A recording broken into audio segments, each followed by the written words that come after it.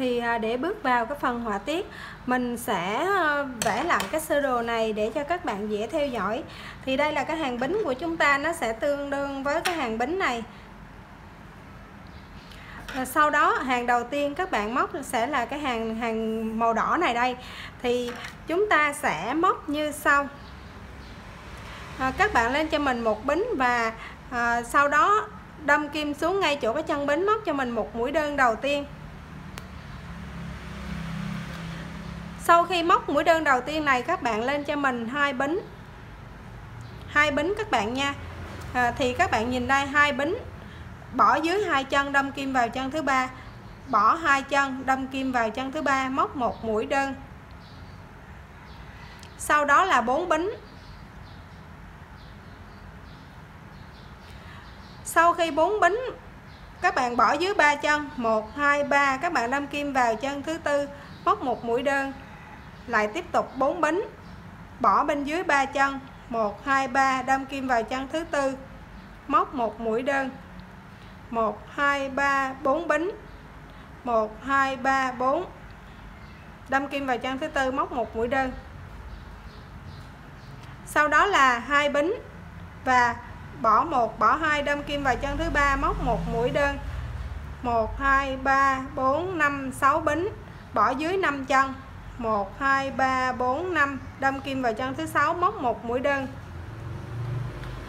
Thì cái hàng dây bính này mình không tính xem thử là cái hàng dây bính này nó có tổng cộng là bao nhiêu bính. Cho nên là các bạn sẽ linh động.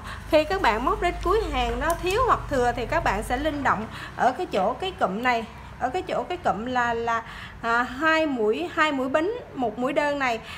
Nếu như mà các bạn thiếu mũi thì các bạn sẽ tháo ra một đoạn, sau đó các bạn giảm cái chỗ này lại, các bạn sẽ móc 2 bính, sau đó bỏ một chân thôi, đâm kim vào chân thứ hai, thì các bạn sẽ thu lại được một số mũi mà các bạn thiếu. Đó là cái cách mà chúng ta sẽ tiến hành.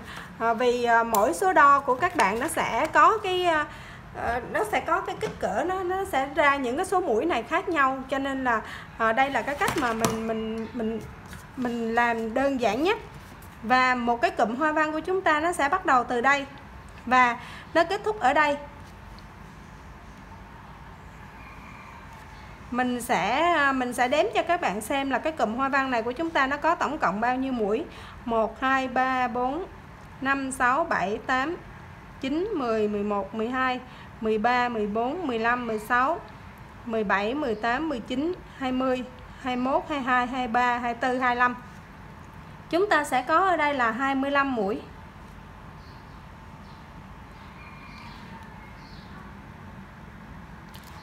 Một cụm hoa văn của chúng ta sẽ có 25 mũi các bạn nha.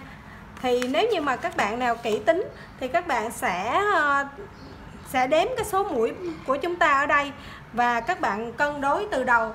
Còn đối với những bạn nào mà chúng ta làm như vậy cảm thấy là nó hơi phiền thì các bạn sẽ móc đến gần cuối hàng, rồi sau đó các bạn sẽ đếm những cái mũi còn lại ở gần cuối hàng đó, xem thử là mình có đủ một cụm nữa hay không.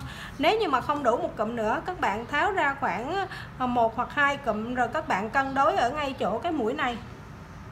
Các bạn có thể giảm mũi ở đây.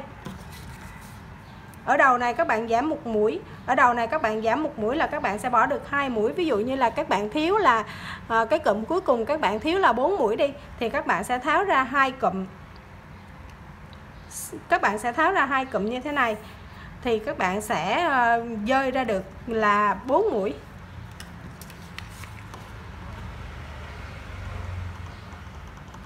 Rồi chúng ta bước vào cụm thứ hai, cụm hoa văn thứ hai. Chúng ta lên 2 bính, bỏ 2 chân, đâm kim vào chân thứ ba, móc một mũi đơn.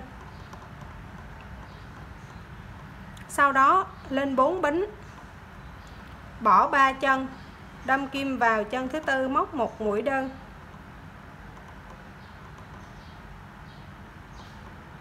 Một, 2, 3, 4 bính, bỏ 3 chân, đâm kim vào chân thứ tư, một mũi đơn. Lại là 4 bính, bỏ 3 chân, đâm kim vào chân thứ tư, móc một mũi đơn. Rồi lại 2 bính, bỏ 2 chân, đâm kim vào chân thứ ba, móc một mũi đơn. rồi lại 6 bính. 1 2 3 4 5, đâm kim vào chân thứ 6, móc một mũi đơn. Sang cụm tiếp theo 2 bính, bỏ 2 chân, đâm kim vào chân thứ 3, móc một mũi đơn. 4 bính. 1 2 3 4. 1 2 3 4 bính. Bỏ 1 2 3 chân, đâm kim vào chân thứ 4, một mũi đơn. 1 2 3 4 bính. Bỏ 1 2 3 chân, đâm kim vào chân thứ 4, một mũi đơn. Thì chúng ta sẽ có 3 lần cái cụm 4 bính. 2 bính. Và cuối cùng là 6 bính. Bỏ 5 chân, đâm kim vào chân thứ 6, móc một mũi đơn. Rồi cứ như vậy các bạn móc hết cái hàng này cho mình. Đây sẽ là hàng đầu tiên của cái phần hoa văn thân váy các bạn nha, thân áo các bạn nha.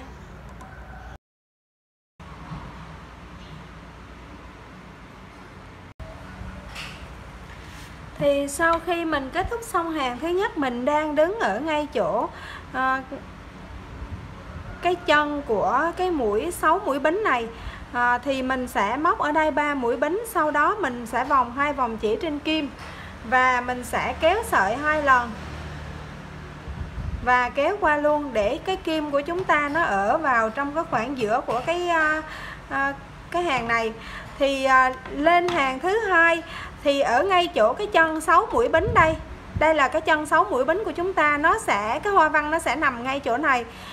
Chúng ta sẽ móc trong cái khoảng 6 mũi bính này là 2 kép, 1 bính, 3 kép, 1 bính, 2 kép. Thì ở đây là cái đầu phía bên này của cái hoa văn.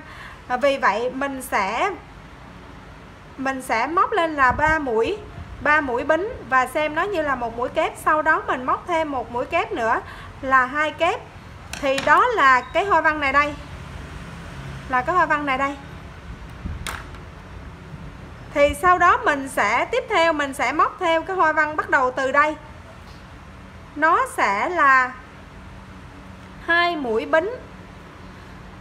2 mũi bính này chúng ta bỏ cái chân 2 bính bên dưới này, chúng ta đâm kim vào ngay chỗ cái ô rỗng mà 4 mũi bính đó. Các bạn móc cho mình một mũi đơn, 3 mũi bính, một mũi đơn vào ngay cái ô rỗng cái dây 4 bính đầu tiên này. Cái dây đây. Cả trọn cái dây này các bạn sẽ móc vào đây là một mũi đơn, 3 mũi bính và một mũi đơn. Thì sau khi móc một mũi đơn, 3 mũi bính, một mũi đơn vào cái dây rỗng đầu tiên này, các bạn lên cho mình 2 bính. Sau đó sang cái dây tiếp theo cũng một đơn, 3 bính và một đơn. Rồi lại tiếp tục là 2 bính, sang cái dây rỗng thứ 3 các bạn cũng móc cho mình là một đơn, 3 bính và một đơn. Sau đó ở cái chỗ cái dây rỗng mà 2 mũi bính này các bạn sẽ móc cho mình là 2 bính và chúng ta tiếp tục cái hoa văn này. Cái hoa văn này sẽ là một mũi kép, 2 mũi kép,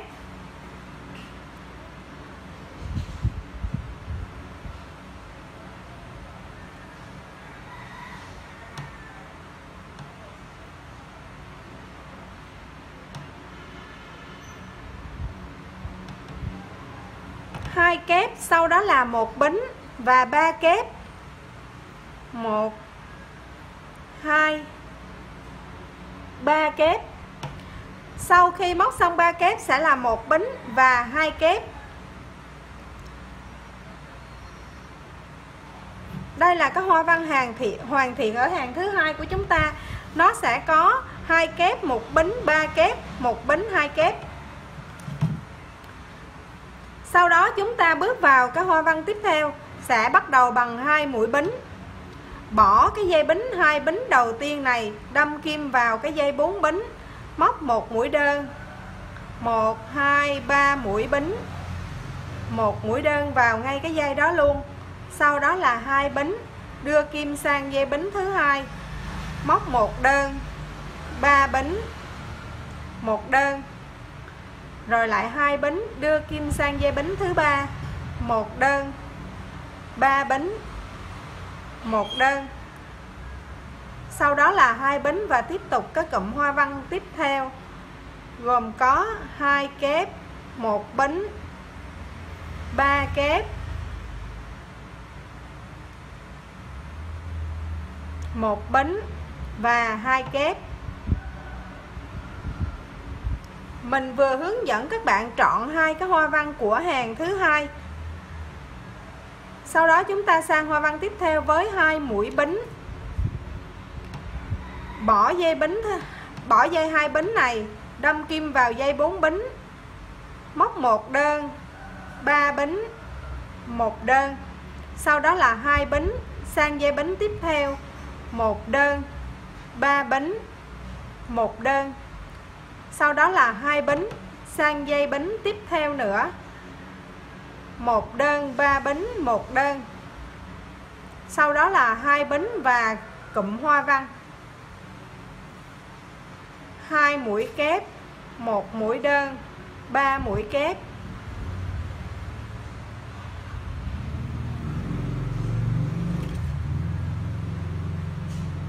Hai mũi kép, 1 mũi bính, 3 mũi kép, 1 mũi bính và 2 mũi kép. Thì các hoa văn mình đã vẽ ra đây, hàng thứ 2 mình đã vẽ rõ ra đây. Các bạn dựa theo cái hàng thứ 2 này, các bạn móc hết cái hàng này giúp mình.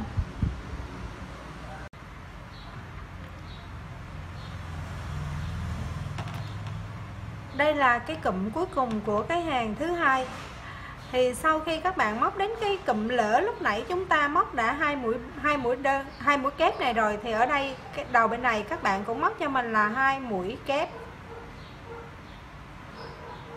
1 mũi bính, 3 mũi kép,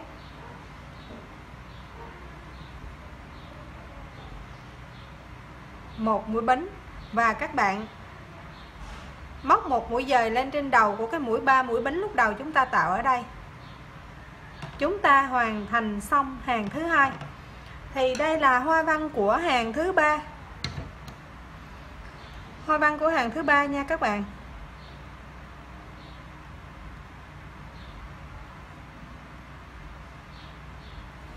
Thì hàng thứ 3 chúng ta sẽ thêm mũi ở đây. Ngay chỗ cái cụm này lúc đầu chúng ta có 3 mũi kép. Thì bây giờ chúng ta sẽ móc thành 5 mũi kép, chúng ta mũi ở giữa giữ nguyên và thêm 2 đầu, mỗi đầu 1 mũi.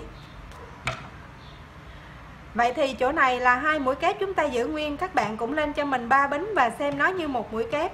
Sau đó các bạn đâm kim sang cái mũi kép kế bên, các bạn móc cho mình thêm 1 mũi kép nữa. Như thế này. Sau đó các bạn lên cho mình 2 bính và chúng ta sẽ đâm kim lên trên đầu của cái dây bính đầu tiên chúng ta nhìn thấy đây. Các bạn móc cho mình 1 mũi đơn. Sau đó là 3 bính. Đâm kim xuống cái dây bính thứ 2. Chúng ta nhìn thấy được. Móc 1 mũi đơn. Sau đó là 2 bính.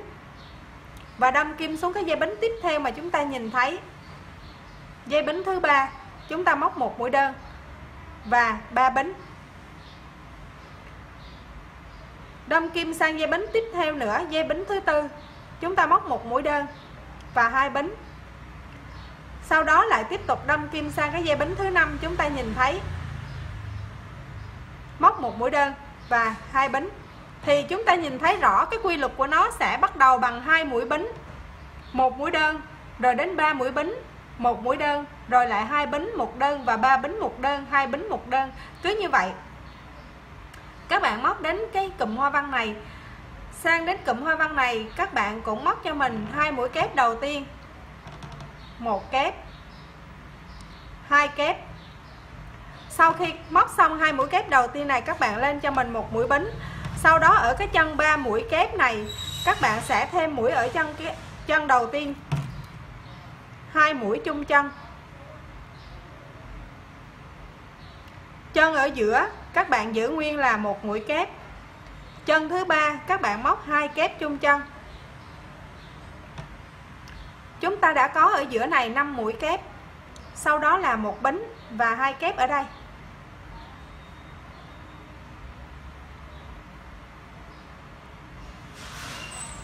Sau khi móc xong cái cụm hoa văn này, các bạn lên cho mình 2 bính,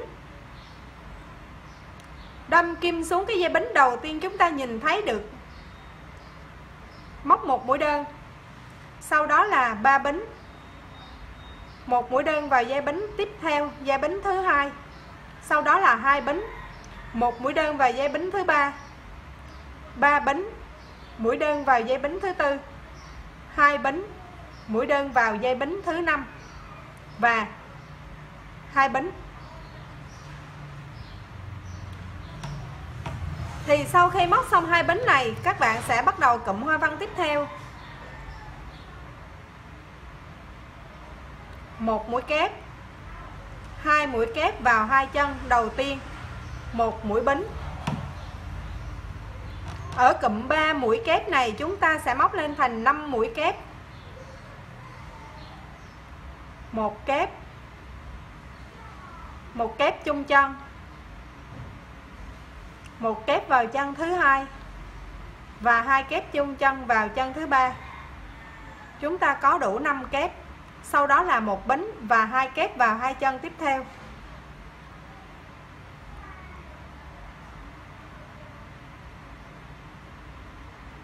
Mình đã xong cụm hoa văn thứ hai. Và cứ như vậy các bạn móc cho mình hết hàng thứ ba này. Chúng ta sẽ kết thúc hàng thứ ba bằng một mũi dời lên trên đầu của cái mũi 3 bính đầu tiên mà chúng ta tạo. Sau đó các bạn lên cho mình 3 bính nữa và móc vào đây một mũi kép. Ở chỗ này cái hàng 2 mũi kép này chúng ta vẫn giữ y nguyên, không thay đổi. Đây, hàng thứ tư của chúng ta, 2 mũi kép này chúng ta giữ nguyên. Và bây giờ chúng ta bắt đầu móc cái cụm này. Thì cái cụm này bắt đầu sẽ là 2 mũi bính. Sau đó các bạn đâm kim lên trên đầu của dây bính đầu tiên này, móc cho mình một mũi đơn. 1 2 3 bính. Đâm kim lên dây bính thứ hai, móc một mũi đơn. Tiếp tục là 3 bính, đâm kim lên dây bính thứ ba, móc một mũi đơn. Tiếp tục là 3 bính. Đâm kim lên dây bính thứ tư, móc một mũi đơn nữa. Thì ở hàng thứ ba chúng ta có 1 2 3 4 5 mũi đơn. Lên hàng thứ tư chúng ta còn 4 mũi đơn các bạn nha. 4 mũi đơn, 1 2 3 4 mũi đơn. Rồi, sau khi móc xong cái cụm lưới này, các bạn lên cho mình 2 bính và chúng ta bắt đầu cái cụm hoa văn này. Đầu tiên sẽ là 2 mũi kép rời, mỗi chân một mũi. Sau đó ở hàng thứ tư này chúng ta sẽ lên 2 bính. Sau khi móc 2 kép, các bạn móc cho mình 2 bính và 2 chân đầu tiên các bạn mỗi chân móc cho mình một mũi, không thêm. Chân thứ ba các bạn móc cho mình 2 mũi kép chung chân, chúng ta thêm ở giữa một mũi và 2 mũi cuối này mỗi chân là một mũi kép. Như vậy ở dưới chúng ta có 5 mũi kép, lên hàng thứ tư này chúng ta có 6 mũi kép. Sau đó các bạn lên cho mình 2 bính và ở đây cũng là 2 mũi kép.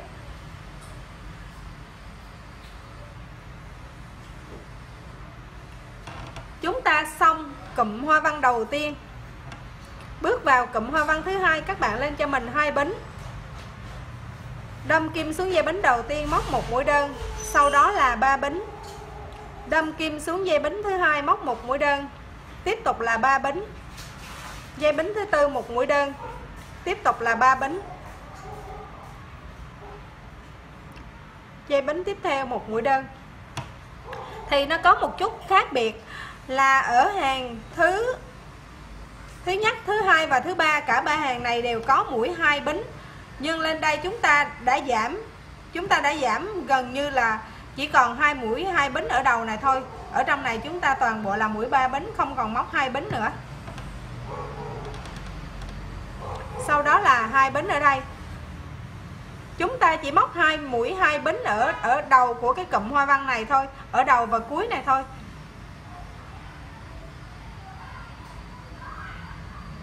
Một kép, 2 kép, sau đó là 2 bính. Sau khi móc xong 2 bính, chúng ta móc 2 mũi kép đầu tiên là 2 mũi kép rời. Mũi kép thứ ba các bạn móc cho mình 2 mũi kép chung chân.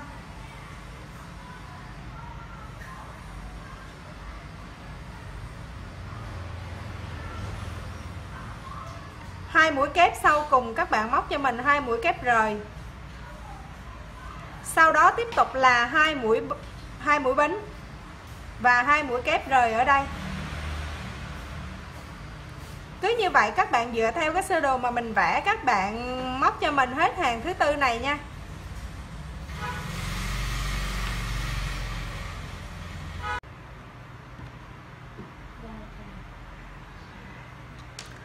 Kết thúc hàng thứ tư, chúng ta cũng sẽ là một mũi dời lên trên đầu của cái mũi 3 bính chúng ta tạo đầu tiên.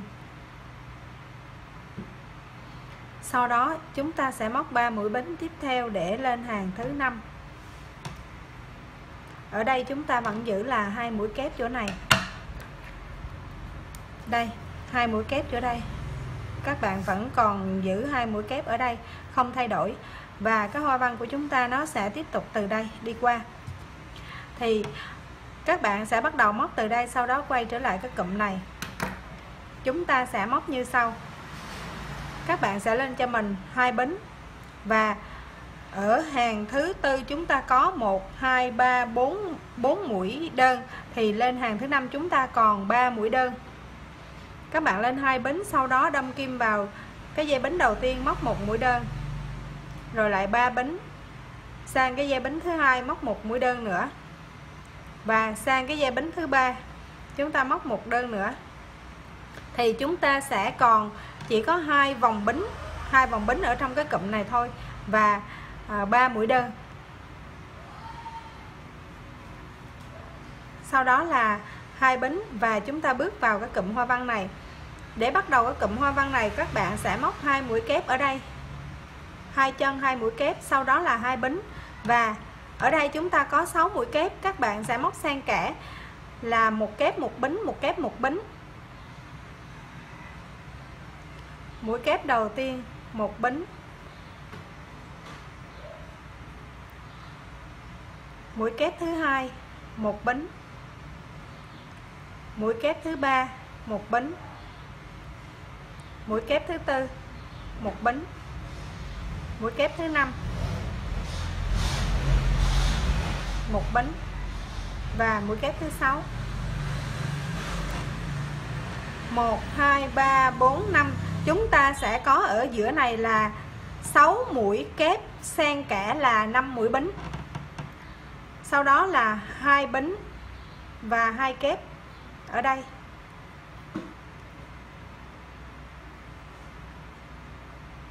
Sau đó các bạn lên 2 bính, chúng ta bắt đầu cái cụm hoa văn ngay chỗ cái vòng lưới này.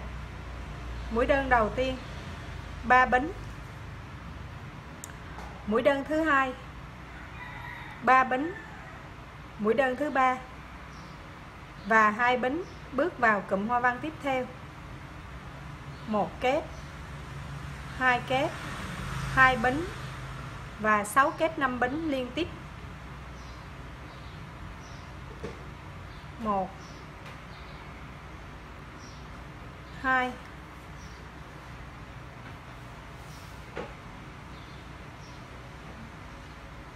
3 4 5 và 6. Sau đó là 2 bính và 2 kép.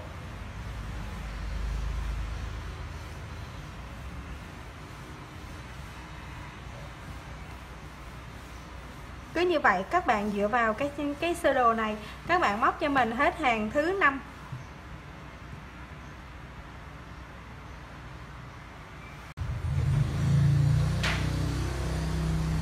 Chúng ta cùng kết thúc hàng thứ 5 và bước sang hàng thứ 6. Hàng thứ 6 của chúng ta, ở đây chúng ta vẫn còn giữ là 2 mũi kép. Các bạn lên cho mình 3 bính và móc thêm 1 mũi kép ở đây nữa. Sau đó chúng ta sẽ móc cái cụm này. Chúng ta cùng bắt đầu như sau. Nó sẽ gồm có 2 mũi bính. Và bây giờ chúng ta chỉ còn có 2 mũi đơn ở đây thôi, thì sẽ chỉ còn duy nhất một vòng sò ở đây.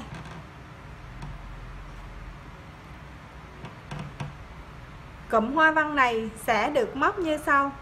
Các bạn móc ở đây cho mình là 2 mũi kép, sau đó là 2 bính, và chúng ta sẽ thêm mũi ở đây. Hàng bên dưới chúng ta có 6 mũi kép và 5 mũi bính. Lên hàng tiếp theo chúng ta sẽ có cứ một kép như vậy là các bạn sẽ móc cho mình là 2 bính, xen kẽ là 2 bính, 2 bính, 1 kép 2 bính, 1 kép 2 bính.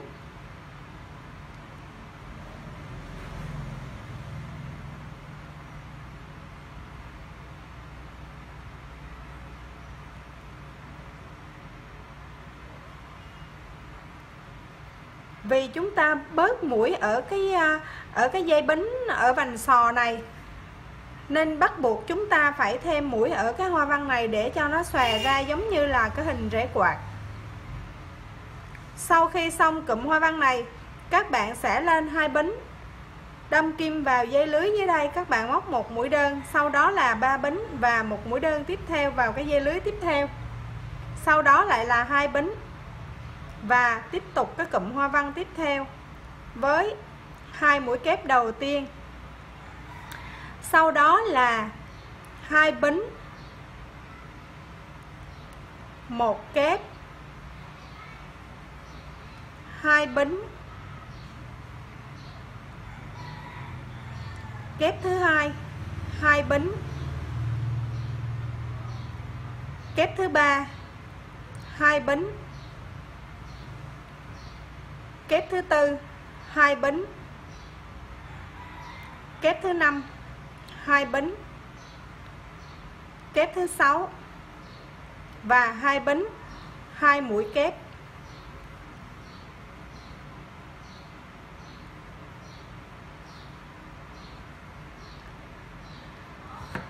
Thì cái hoa văn vành sò của chúng ta nó chỉ còn một chân nữa nó sẽ kết thúc, và cái cụm hoa văn này chúng ta nó cũng sẽ bắt đầu nó chuyển sang cái cụm hoa văn mới. Chúng ta sẽ móc 2 lần ở cụm hoa văn như thế này để chúng ta móc cái phần để hoàn thiện cái phần thân áo.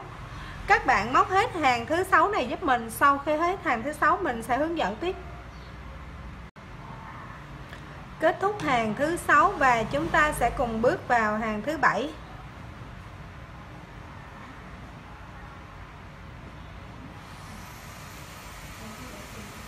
Ở đây hàng thứ 7 của chúng ta vẫn còn là 2 chân kép ở đây.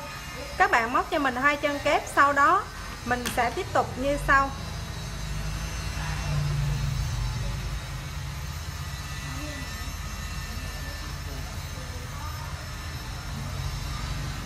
Hai chân kép, sau đó các bạn lên cho mình 2 bính và các bạn đưa kim vào ngay chỗ cái dây rỗng, dây bính cuối cùng này, các bạn móc cho mình 1 mũi đơn, lại tiếp tục là 2 bính. Và ở đây cũng là 2 chân kép, 1 kép, 2 kép. Sau khi móc xong 2 kép ở đây, các bạn lên cho mình 4 bính. Sau khi móc xong 4 bính, các bạn đâm kim vào ngay chỗ cái dây rỗng, cái dây 2 bính này, các bạn móc cho mình 3 mũi kép chung chân.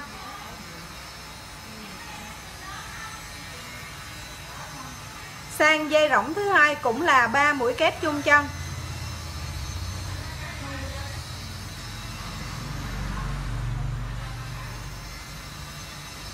Dây thứ ba cũng vậy, cũng là 3 mũi kép. Dây thứ tư cũng 3 mũi kép.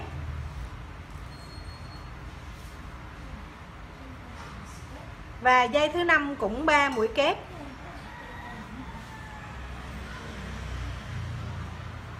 Như vậy thì từ ở dưới này chúng ta có tổng cộng là 1, 2, 3, 4, 5, 6 6 mũi kép.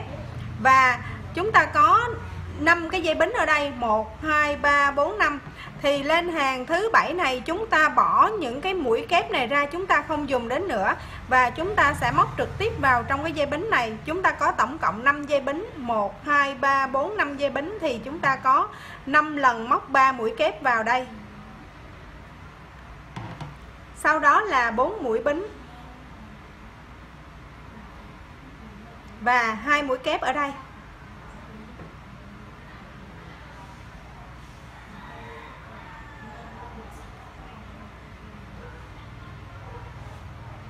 Tiếp tục sẽ là 2 bính và 1 mũi đơn ở đây. Rồi lại 2 bính và sang cụm tiếp theo.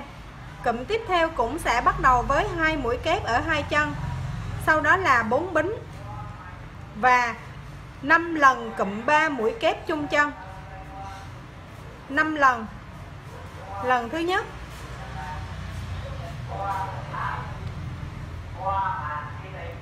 lần thứ hai,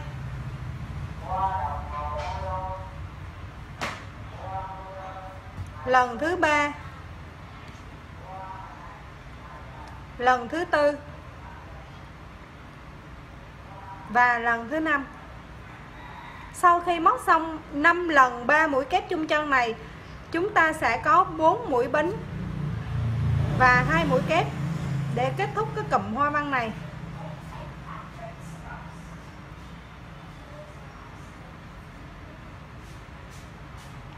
Các bạn cùng móc cho mình hết cái hàng thứ 7 này.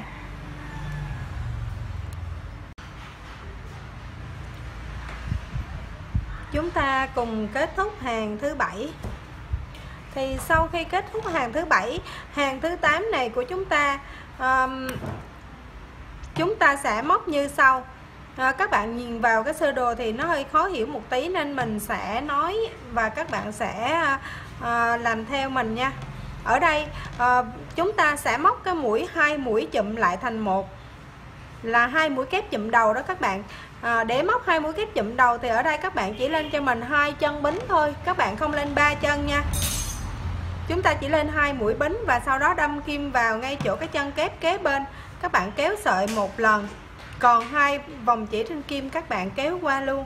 Chúng ta chụm 2 mũi lại thành một. Và sau khi đã chụm xong ở đây, các bạn dời kim sang đây lấy sợi và kéo sợi một lần. Kéo sợi lần thứ hai, các bạn tiếp tục cái mũi 2 mũi kép chụm đầu cho cái hoa văn bên này. Sau đó 1 2 3 4 5 6 mũi, các bạn lên cho mình 6 mũi bính. Sau đó các bạn sẽ móc cái mũi 3 mũi chụm đầu, 3 mũi kép chụm đầu như thế này. Sau khi có 4 vòng chỉ trên kim, các bạn kéo sợi qua hết luôn. Chúng ta có 3 mũi kép chụm đầu thứ nhất. Sau đó các bạn lên cho mình 5 bính. Chúng ta móc 3 mũi kép chụm đầu lần thứ hai, kéo sợi một lần, kéo sợi lần thứ hai, kéo sợi lần thứ ba. Sau khi có 4 vòng chỉ trên kim, các bạn kéo sợi qua hết. Tiếp tục 1 2 3 4 5. Tiếp tục lấy sợi lần đầu, lấy sợi lần thứ hai, lấy sợi lần thứ ba. Sau khi 4 vòng chỉ trên kim, các bạn kéo qua hết. Lại tiếp tục 5 mũi bính.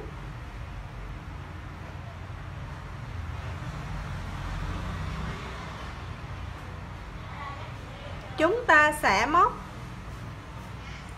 5 lần 3 mũi kép chụm đầu này. Và xen kẽ sẽ là 4 lần 5 mũi bính.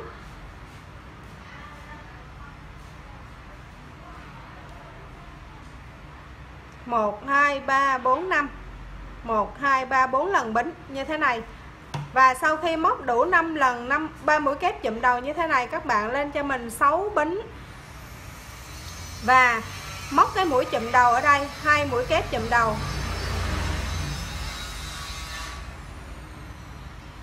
Thì sau khi các bạn móc xong 2 mũi kép chụm đầu ở đây, Các bạn dời kim sang bên này và tiếp tục móc luôn 2 mũi kép chụm đầu ở bên này.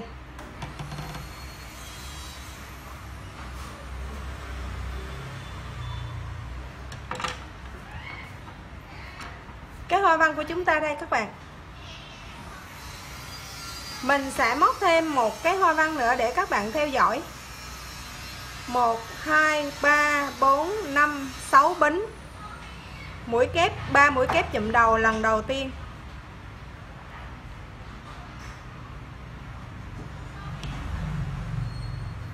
Một, hai, ba, bốn, 5 bính. 3 mũi kép chụm đầu lần thứ hai.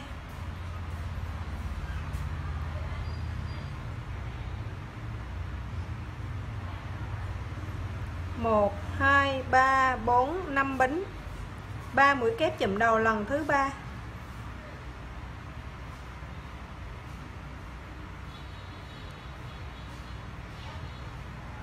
Một, hai, ba, bốn, 5 bính. 3 mũi kép chụm đầu lần thứ tư.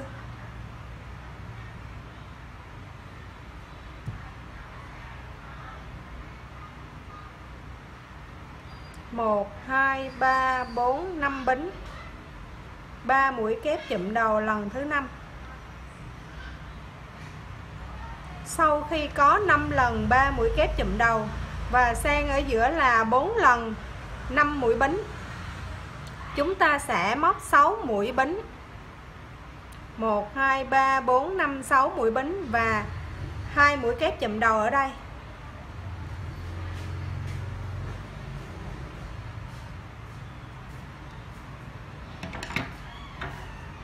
Đây, hoa văn của chúng ta ở hàng thứ 8. Cứ như vậy các bạn móc hết hàng thứ 8 giúp mình. Sau khi các bạn kết thúc hàng thứ 8, cái hoa văn của chúng ta nó như thế này. Và đây cũng là chúng ta đã kết thúc xong cái hàng đầu tiên của cái hoa văn đầu tiên này. Bây giờ chúng ta sẽ bước sang hoa văn, chúng ta sẽ lặp lại hoa văn này lần thứ hai. Ở cái phần thân áo này chúng ta sẽ móc 2 lần cái hoa văn này để bước sang cái hoa văn thứ hai. Các bạn sẽ móc theo mình, vì nhìn theo cái sơ đồ bây giờ cái sơ đồ nó chi chít quá rồi, mình cũng không thể vẽ ra được nữa. Các bạn dời kim, các bạn dời kim móc của chúng ta, dời sợi vào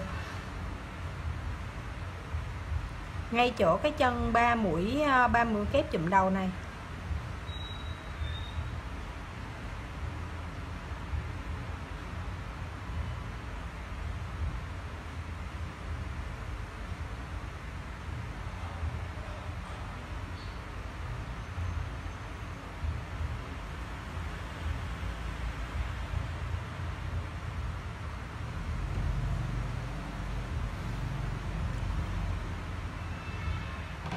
Rồi, sau khi các bạn dời kim vào đây, chúng ta sẽ lên ở đây 3 bính và xem nó như một mũi kép. Sau đó các bạn lên tiếp cho mình 5 mũi bính nữa. Và các bạn lấy sợi đâm kim lên trên đầu của cái mũi 3 mũi kép chụm chân này. Các bạn móc cho mình một mũi kép nữa. Lại tiếp tục là 5 bính. Và tiếp tục đâm kim lên trên đầu của cái mũi 3 kép chụm đầu này một mũi kép.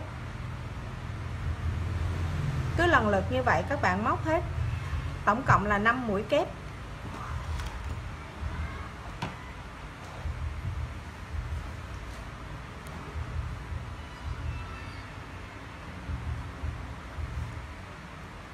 Đây, 1 2 3 4 5. Các bạn móc tổng cộng 5 mũi kép. Sau khi các bạn móc xong 5 mũi kép và sang kẽ của ở giữa này là 4 dây bính, thì các bạn lên cho mình 8 mũi bính. 1 2 3 4 5 6 7 8. Mình giải thích luôn vì sao ở đây chúng ta lên 8 mũi bính. Ở cái hoa văn đầu tiên này chúng ta có cái cụm chỗ này ngay chỗ cái cụm mũi bính này là 6 mũi bính, hai bên mỗi bên 2 mũi bính. Chúng ta cộng cả cái cụm này lại, chúng ta sẽ có 8 mũi bính ở đây.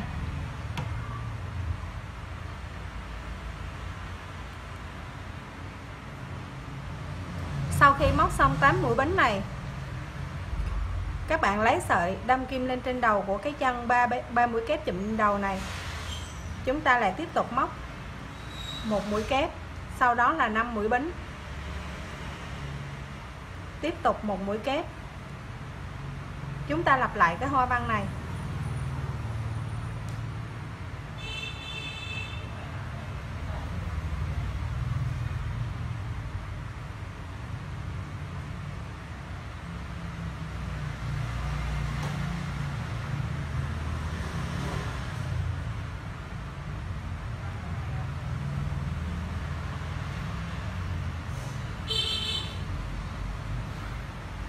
Một, 2, 3, 4, 5, 6, 7, 8 mũi bính.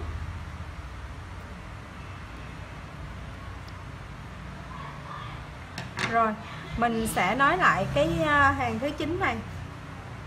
Hàng thứ 9 này chúng ta sẽ bắt đầu với cụm 5 mũi kép xen kẽ là 4 lần dây bính 5 bính. 4 lần dây 5 bính. Sau đó là 8 mũi bính và tiếp tục cụm hoa văn thứ hai tương tự là 5 mũi kép xen kẽ là 4 dây, mỗi dây là 5 mũi bính. Cứ như vậy các bạn lặp lại hết cả cái hàng thứ 9 này cho mình. Kết thúc hàng thứ 9 này, chúng ta cũng dùng một mũi dời. Các bạn sẽ móc mũi dời vào trong cái dây bính này. Các bạn đếm từ cái chân lên 1, 2, 3. Các bạn đâm kim vào chân thứ 3. Các bạn móc một mũi dời cho mình. Rồi. Sau khi ở chỗ này các bạn móc cho mình là 5 bính đi.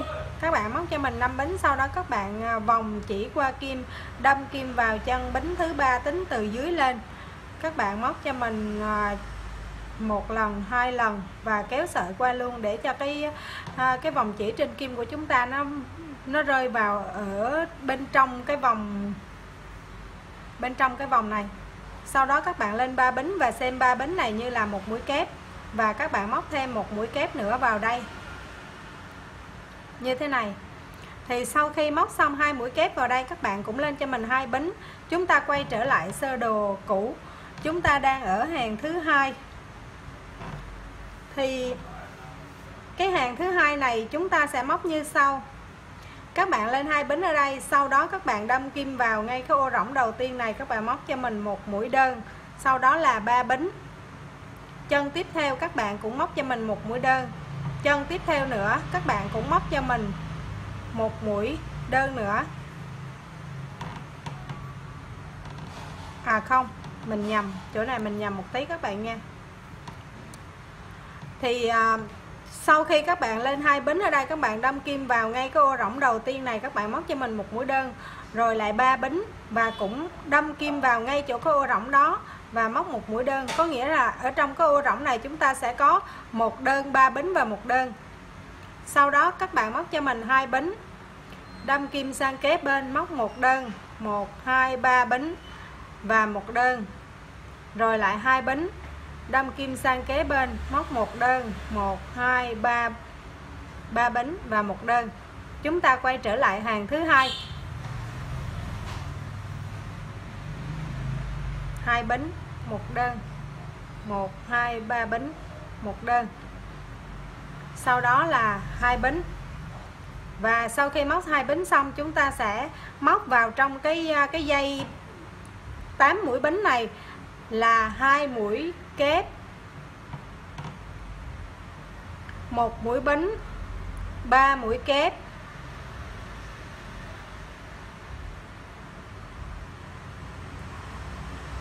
1 mũi bính, 2 mũi kép. Sau khi móc xong cái cụm này, các bạn lên cho mình 2 bính. Chúng ta sang cái hoa văn tiếp theo Hoa văn tiếp theo sẽ bắt đầu 2 bính, sau đó các bạn đâm kim xuống cái dây rỗng đầu tiên, móc 1 mũi đơn, 3 bính, 1 đơn, rồi lại 2 bính sang dây rỗng tiếp theo, móc 1 đơn, 1 2 3 bính, 1 đơn, rồi lại 2 bính sang dây rỗng tiếp theo, móc 1 đơn, 1 2 3 bính, 1 đơn, 2 bính sang dây rỗng tiếp theo nữa, 1 đơn, 3 bính, 1 đơn, 2 bính và 2 mũi kép, 1 mũi bính, 3 mũi kép,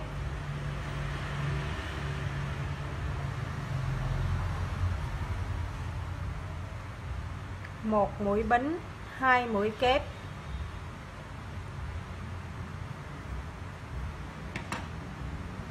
chúng ta đang quay trở lại hàng thứ hai. Hàng này thì các bạn móc tiếp cho mình hàng thứ 3, thứ 4, thứ 5, thứ 6, thứ 7, thứ 8. Các bạn móc tiếp lên cho mình. Các bạn sẽ móc là 1 2 3 4 5 6 hàng nữa. Tính từ đây. Sau khi các bạn móc xong hàng thứ 10 này, các bạn móc lên cho mình dựa theo cái hàng thứ 3, thứ 4, thứ 5, thứ 6, thứ 7, thứ 8 này, các bạn móc y như vậy, các bạn móc lên cho mình. Sau khi các bạn dừng lại ở đây, ở cái hàng này, kết thúc cái cụm hoa văn thứ hai này, thì các bạn dừng lại ở đây, mình sẽ hướng dẫn các bạn cách viền cái chân.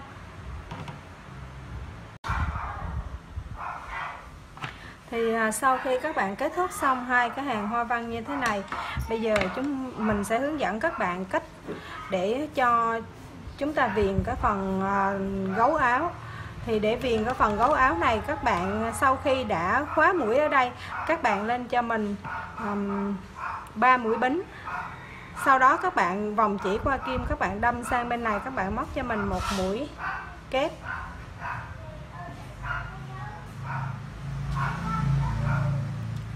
Sau đó các bạn lên cho mình 3 bính ở đây và các bạn móc cho mình 1 mũi bông dâu. Các bạn tạo cho mình 1 mũi bông dâu ở đây như thế này. Thì sau đó các bạn sẽ lên cho mình 1 2 3 mũi bính. Các bạn đâm kim xuống đây, móc cho mình 1 mũi đơn, tạo cho mình 1 bông dâu.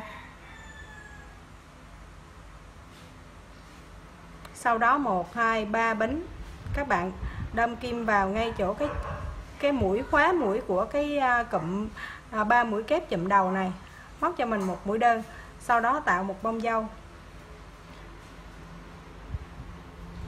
1 2 3 bính, vòng vào cái dây bính này, móc 1 mũi đơn, tạo bông dâu. 1 2 3 bính, móc lên trên đầu của cái cụm 3 mũi kép chụm đầu, 1 mũi đơn và tạo bông dâu. Có nghĩa là ở cái hàng cuối cùng này, tất cả những cái mũi đơn các bạn tạo ra, các bạn đều móc bông dâu giúp mình nha.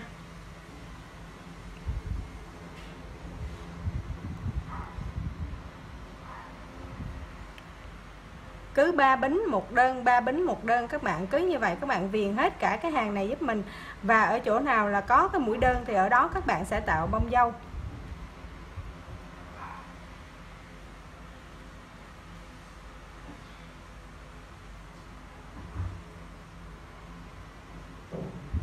Chỉ có một chút khác biệt là ngay chỗ cái hàng nối giữa cái cụm này và cái cụm kia, chúng ta móc ở đó là 2 mũi kép, 2 mũi kép chụm đầu chứ không phải là những mũi bính.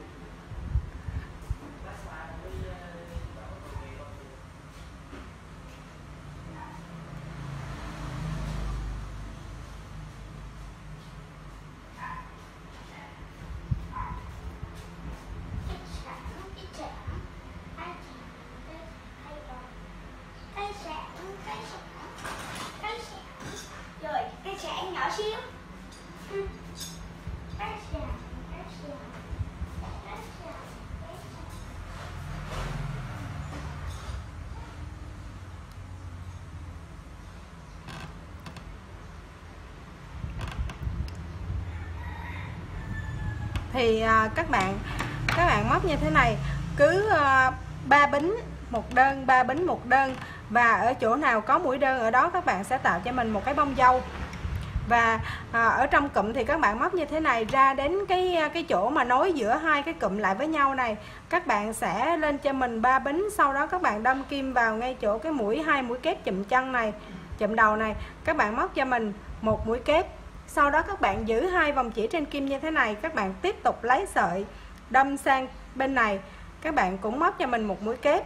Sau khi có đủ 3 vòng chỉ trên kim, các bạn kéo qua hết, chúng ta khóa mũi ở đây như thế này, và các bạn cũng tạo cho mình ở đây một bông dâu.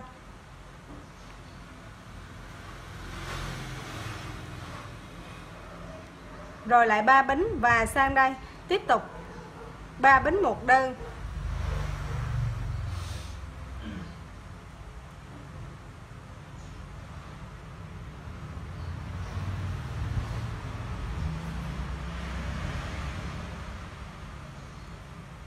Cứ như vậy các bạn móc hết cả cái hàng viền này giúp mình. Sau đó mình sẽ hướng dẫn các bạn cách viền tay áo. Bây giờ chúng ta sẽ bắt đầu viền cánh tay. Các bạn buộc chỉ vào trong chỗ cái đoạn nối ngay chỗ nách. Sau đó các bạn sẽ viền cho mình một hàng tất cả là những mũi đơn. Nhưng mà các bạn phải tính làm sao để tổng số mũi đơn này có thể chia được hết cho 12 nha các bạn. 1 nè, 2, 3, 4, 5, 6, 7, 8, 9,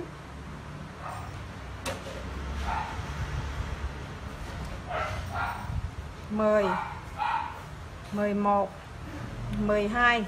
Có thể là các bạn sẽ đếm 12 mũi như thế này thì các bạn dùng kim đánh dấu để đánh vào một lần, hoặc là các bạn có thể là đếm tổng cái số mũi này, sau đó các bạn đem chia cho 12 xem thử nó có đủ hay không.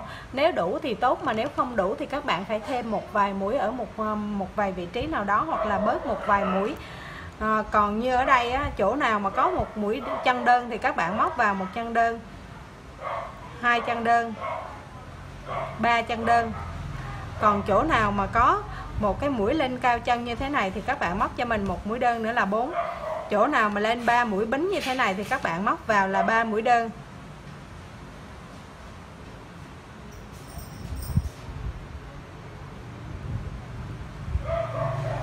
Đây một chân kép thì cũng bằng 3 chân đơn. Cứ như vậy các bạn cứ móc viền toàn bộ mũi đơn, sau đó các bạn đếm tổng số mũi đơn xem thử có chia hết cho 12 hay không. Sau đó mình sẽ hướng dẫn tiếp.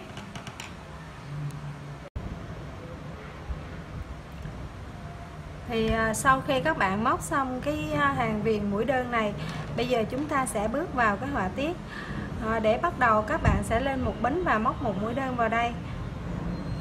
Sau đó các bạn lên 1, 2, 3, 4, 5 mũi bính, các bạn bỏ bên dưới 1, 2, 3 chân, đâm kim vào chân thứ tư, móc một mũi đơn, rồi lại 1, 2, 3, 4, 5 bính, bỏ 1, 2, 3, đâm kim vào chân thứ tư, móc một mũi đơn, 1, 2, 3, 4, 5 bính, bỏ 1, 2, 3, đâm kim vào chân thứ tư, móc một mũi đơn.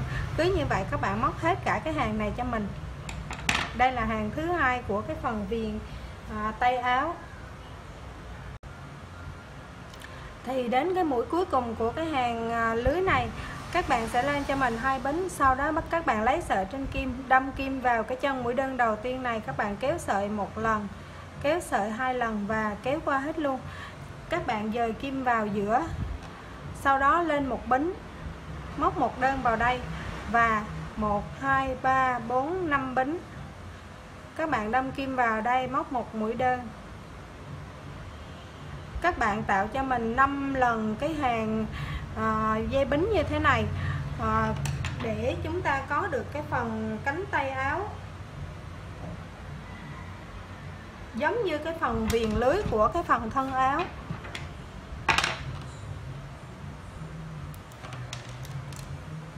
Đây các bạn nha, các bạn móc cho mình 5 lần như thế này. thì các bạn đếm đây 1 2 3 4 và 5. Sau khi các bạn móc được 5 lần cái phần lưới như vậy, các bạn sẽ móc cho mình một hàng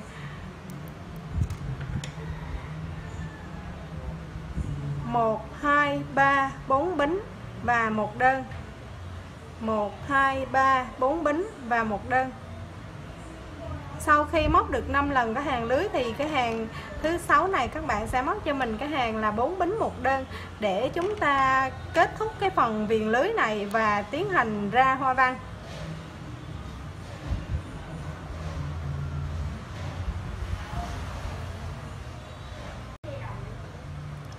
Thì sau khi kết thúc cái hàng viền 4 mũi bính và một mũi đơn này, các bạn đâm kim vào ngay chỗ cái chân mũi đơn đầu tiên này, các bạn móc cho mình một mũi dời. Bây giờ chúng ta sẽ cùng bước vào cái hàng đầu tiên của cái phần viền tay áo. Phần đầu tiên này các bạn sẽ móc như sau.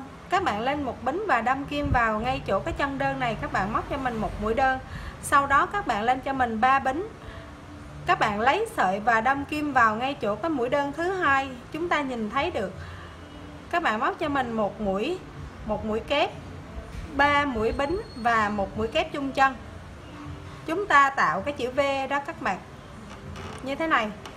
Sau đó các bạn sẽ lên tiếp tục cho mình 3 bính nữa và đâm kim xuống ngay chỗ cái chân mũi đơn tiếp theo, móc cho mình một mũi đơn, rồi lại 3 bính và móc cái cụm một kép, 3 bính, một kép chung chân, 1 2 3, 3 bính rồi lại một đơn.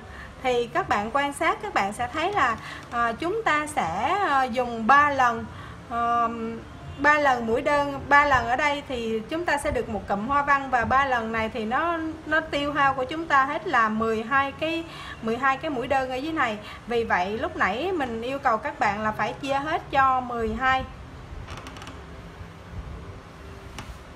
1 2 3 bính, đâm kim vào đây, móc cho mình một mũi đơn, một mũi kép, 3 mũi bính và một mũi kép chung chân.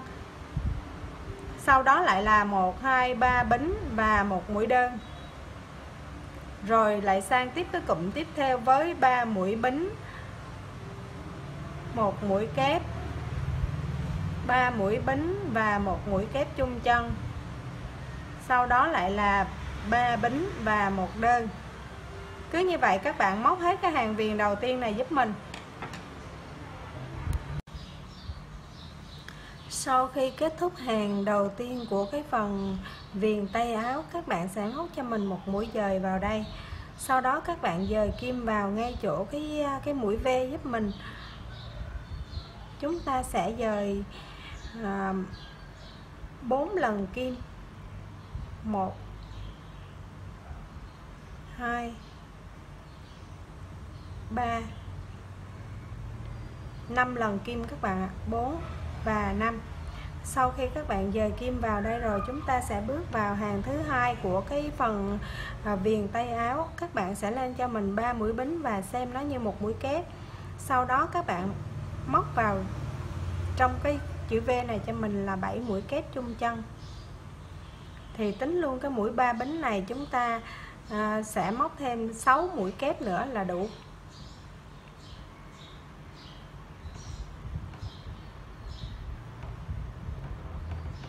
Bảy mũi kép chung chân. Sau đó sau khi móc xong 7 mũi kép chung chân, các bạn lên cho mình một bính và các bạn sang cái chữ V tiếp theo, các bạn lại tiếp tục là móc cho mình cái cụm 7 mũi kép chung chân.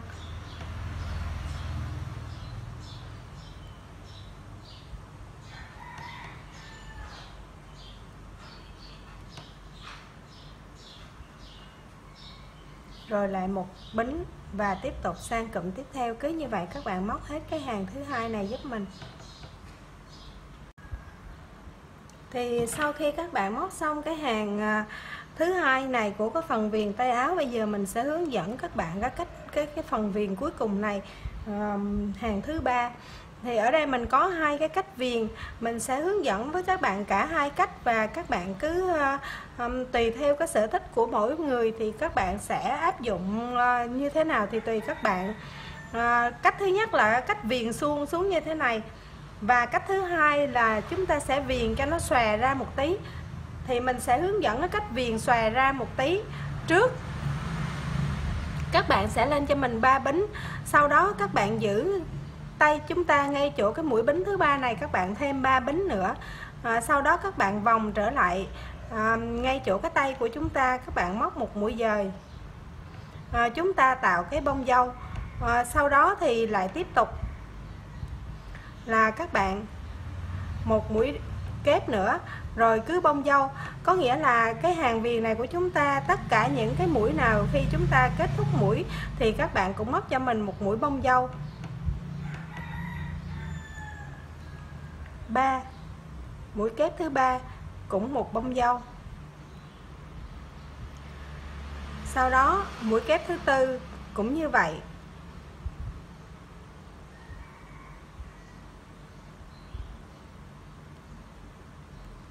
Mũi kép thứ 5.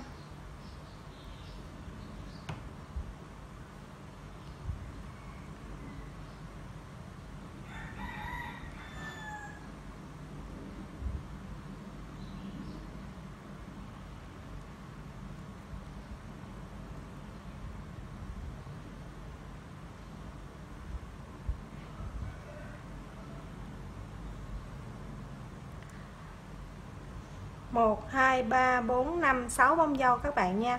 Cái bông dâu của cái mũi kép cuối cùng này chúng ta không móc bông dâu. Và đối với cái cách mà viền để cho cái tay áo của chúng ta nó xòe ra thì ở đây sau khi móc xong mũi thứ 7 này, các bạn sẽ tiếp tục đâm kim sang cái cụm thứ 2 này, các bạn tiếp tục móc.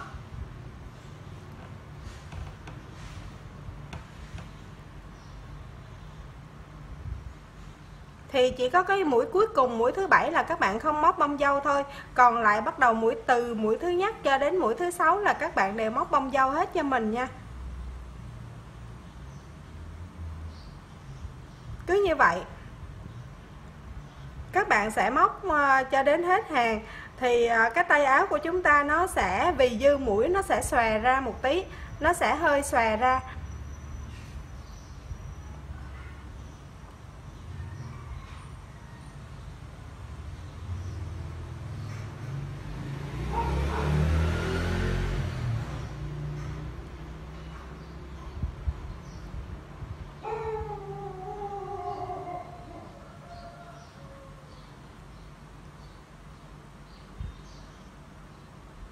Sáu mũi kép đầu tiên mỗi mũi đều có một bông dâu, riêng mũi kép thứ 7 các bạn không móc bông dâu trên đầu của nó. Mũi kép thứ 7 đây.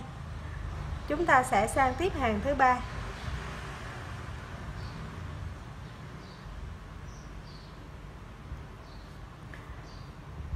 Các bạn nhìn thấy rõ là nó đã có cái hiện tượng dư mũi. Thì khi chúng ta móc hết cả một cái vòng cánh tay này thì cái số mũi dư nó sẽ nhiều hơn nữa, và cái cánh tay của chúng ta nó sẽ hơi loe ra. Thì đối với các bạn nào thích cái kiểu tay loe ra như thế này thì các bạn móc giống như cái hướng dẫn này.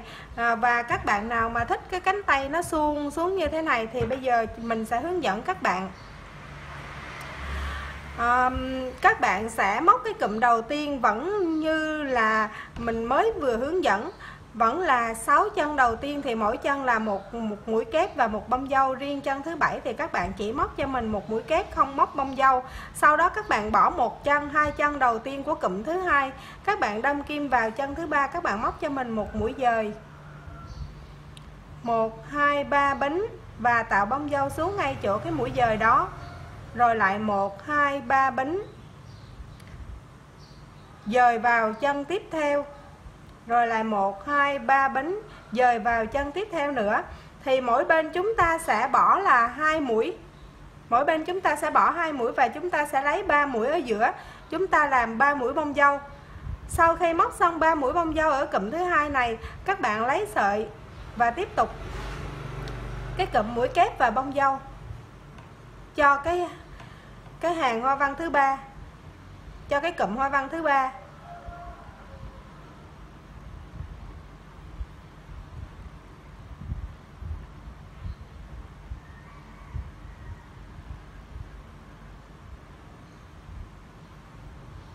Thì ở đây chúng ta đã gom lại một cụm hoa, thành thử ra là cái cánh tay của chúng ta nó sẽ suông xuống mà nó không thừa mũi nữa, nó không dư ra nữa.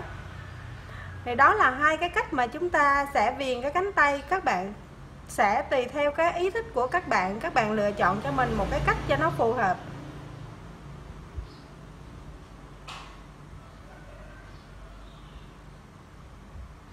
Cứ một cụm hoa văn là các bạn sẽ móc đủ 7 mũi kép. Và một cụm hoa văn là các bạn chỉ móc cho mình 3 lần bính 3 mũi bông dâu trên đầu. Ở 3 chân bính, ở 3 chân mũi ở giữa.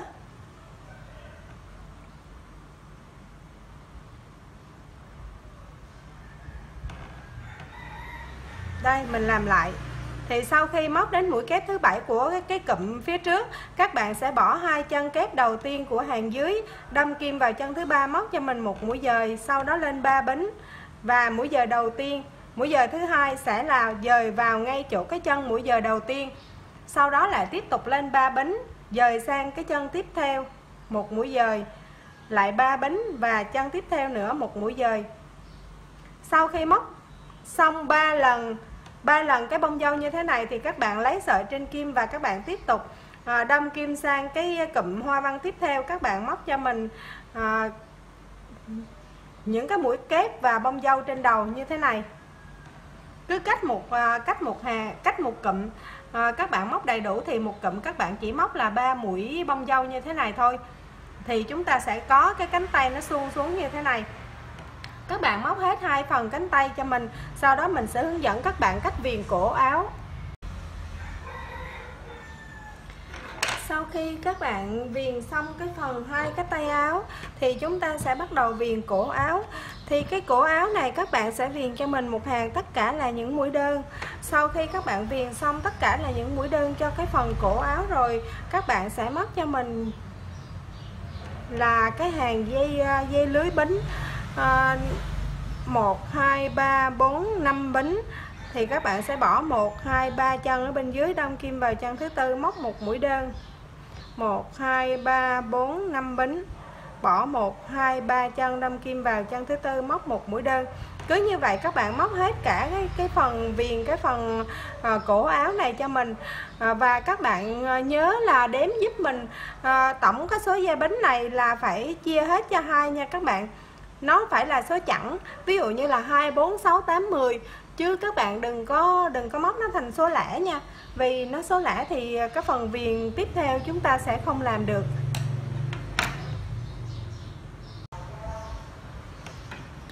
Thì sau khi các bạn móc xong cái hàng viền mũi bính như thế này, chúng ta sẽ cùng kết thúc với những số hàng là chẵn, chia hết cho 2 nha các bạn.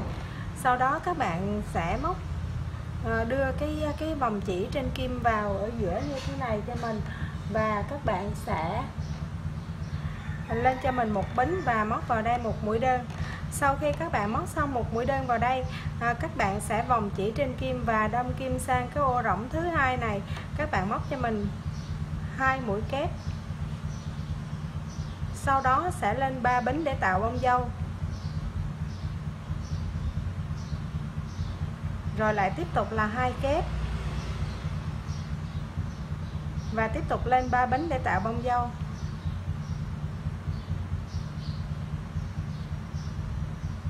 Rồi lại tiếp tục 2 kép nữa. Thì chúng ta có tổng cộng là 6 mũi kép ở trong một cái cụm như thế này các bạn nha. Và sẽ có 2 mũi bông dâu. Rồi sau khi móc đến 6 mũi kép thứ 6 này, các bạn sẽ sang cái dây bính tiếp theo, các bạn móc cho mình một mũi đơn vào đây. Rồi lại tiếp tục lấy sợi và sang cái dây kép tiếp theo nữa, các bạn lại móc tiếp cho mình là 2 mũi kép, sau đó là 3 bính tạo bông dâu, 2 kép, lên 3 bính tạo bông dâu. Rồi lại tiếp tục là 2 kép. Xong sang cái dây bính này móc một mũi đơn, rồi lại lấy sợi sang cái dây bánh tiếp theo nữa.